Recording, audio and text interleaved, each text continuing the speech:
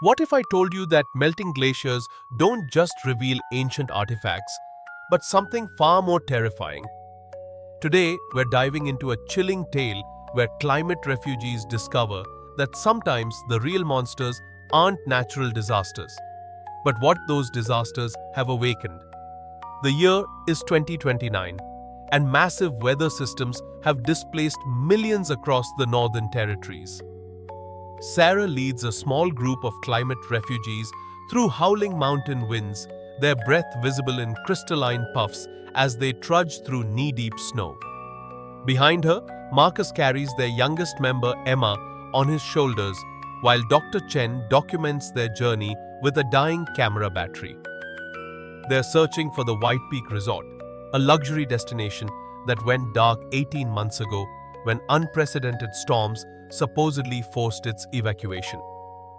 Local authorities claimed extreme weather made the facility uninhabitable, but desperate times call for desperate measures. These refugees need shelter, and an abandoned resort beats freezing in the wilderness.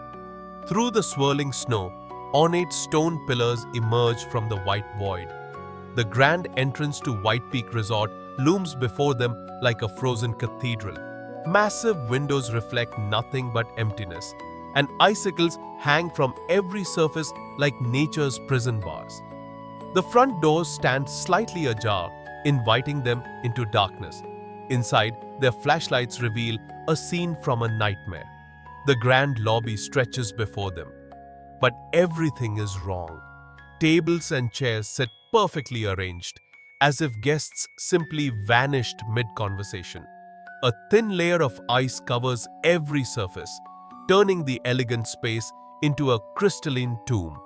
Their footsteps echo through empty corridors with an unnatural resonance, as if the building itself is listening.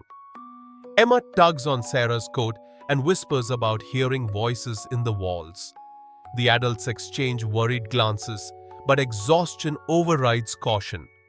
They set up makeshift camp in the main dining hall, using furniture to build windbreaks and starting a small fire in an ornate fireplace. That's when Marcus discovers the first journal entry left behind on the reception desk. The handwriting is hurried, desperate. A guest named David Kellerman wrote about strange sounds coming from the mountain's peak, how the glacial ice seemed to pulse with an inner light during the worst storms. His final entry mentions other guests reporting dreams of something vast stirring beneath the ice, something that had been sleeping for millennia until the changing climate began its violent awakening. Dr. Chen finds more journals scattered throughout the resort. Each tells a similar story: guests experiencing shared nightmares, staff members disappearing during overnight shifts, the hotel management receiving urgent calls from geological surveyors warning them to evacuate immediately, not because of weather, but because seismic readings suggested something massive was moving inside the mountain itself. The most disturbing entry comes from the resort manager. She writes about the night everything changed when a section of the glacier split open like a wound and released something that had been frozen since before human civilization. The evacuation wasn't ordered by weather services, but by emergency protocols designed for scenarios no one wanted to acknowledge publicly. As our refugees settle in for the night, the temperature drops further. Their breath creates fog clouds that seem to linger too long, forming shapes that almost look intentional. Emma claims she can see faces in the ice formations on the windows, watching them with ancient eyes. Morning brings a horrifying discovery. Fresh footprints circle their makeshift camp, but these aren't human tracks. They're massive, with claw marks pressed deep into the frozen floor. The prints lead from the main entrance around their sleeping area multiple times, then disappear toward the back corridors leading deeper into the mountain.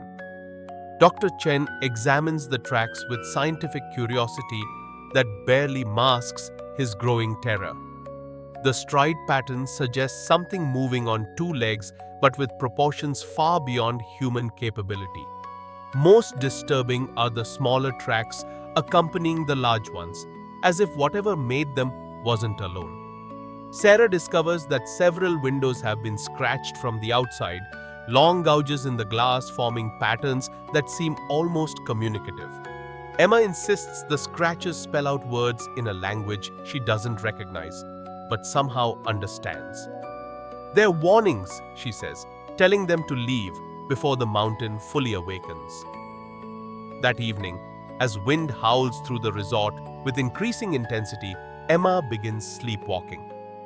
She moves with unnatural purpose toward the rear exit, her eyes vacant but focused. When Sarah tries to stop her, Emma speaks in a voice not her own, describing vast chambers beneath the ice where something waits with infinite patience for the world above to thaw its prison. Marcus follows Emma's path and discovers an entrance to natural ice caves carved deep into the mountain. The walls pulse with that same inner light described in the journals, and somewhere in the depths, something massive shifts position. The sound reverberates through the mountain like a heartbeat made of stone and ice.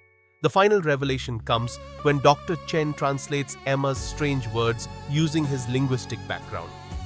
She's been speaking an ancient dialect, one that predates known human languages. Her words describe something that ruled these mountains before the Ice Age, something that climate change has slowly been freeing from its frozen tomb. As Emma disappears into the ice-choked caverns, her voice echoing from impossible depths, a roar shakes the entire mountain. Not the roar of weather or avalanche, but something alive, something vast, something that has been waiting eons for the world to warm enough for its return. The mountain trembles, and our remaining refugees realize they've stumbled into humanity's next great reckoning. But if you think this is the worst kind of horror, think again. In a quiet New England town not long ago, compassion itself curdled into something lethal. Neighbors began feeling one another's pain until the whole community tore itself apart. If you want to know how empathy can turn into a plague and why that disaster might share a darker secret with what we just uncovered beneath the ice, watch our previous video. Click the link on screen or the description now, and stay until the end. The connection between these nightmares is smaller than you think and far more dangerous.